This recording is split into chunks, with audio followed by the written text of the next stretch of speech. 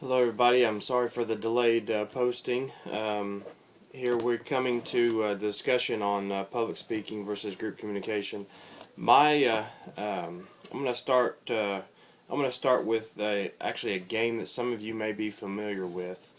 I don't know if any of you have ever played a game where I forget what it's called, but you actually write maybe a phrase on a piece of paper, and this is in a group setting, and you pass the paper over to the right or either direction, just as long as you stay in that direction.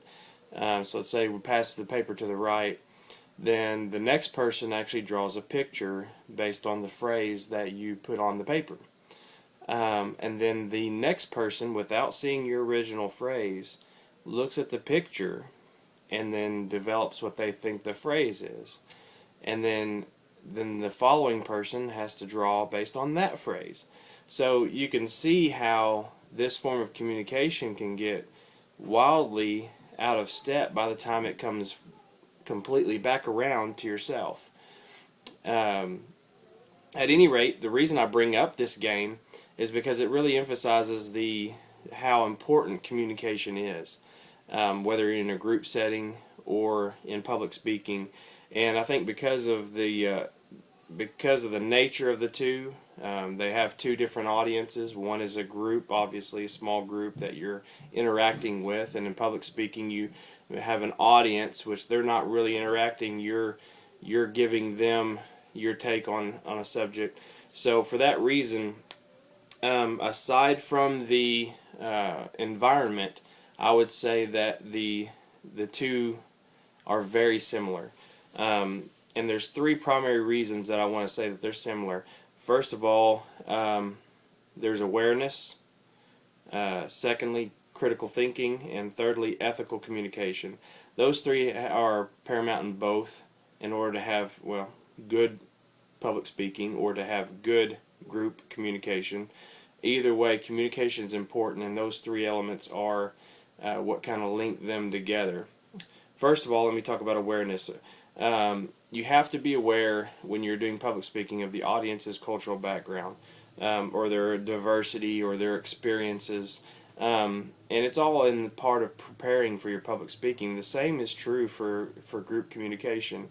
You have to get an understanding of where your group members are coming from so that you can develop your responses or your presentation to them.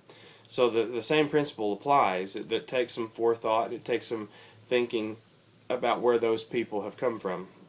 Secondly, you have to emphasize, in public speaking, you emphasize critical thinking. The whole point of your presenting something to an audience is for them to think critically about this. You want them to consider your opinion or your facts on the matter. The same holds true in group communication. When you're in a group, when that opportunity arises, you want to be able to present something that causes the group to critically think about what you're presenting. Otherwise, you just as well have just kept your mouth shut, because part of group communication is being able to convey thoughts and ideas and to promote that critical thinking in a group. Thirdly is the ethical communications. You want to, even when you're public speaking or in a group communications, you want to focus on free and ethical communications. You want to make sure that everyone is treating each other with respect, and that what you have to say is treating them with respect. In public speaking, that's the case, unless you're a comedian, and then you tend to step on toes the whole way. But in public speaking, you want to respect the audience. You want to present your form of communication in an ethical manner, and the same holds true for group thinking. So, to pull it all back together, just remember, public speaking and group communication is very similar.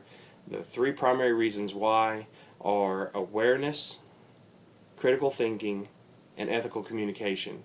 I think if you focus on those three things, you'll do well in public speaking, and you'll do well in group communications.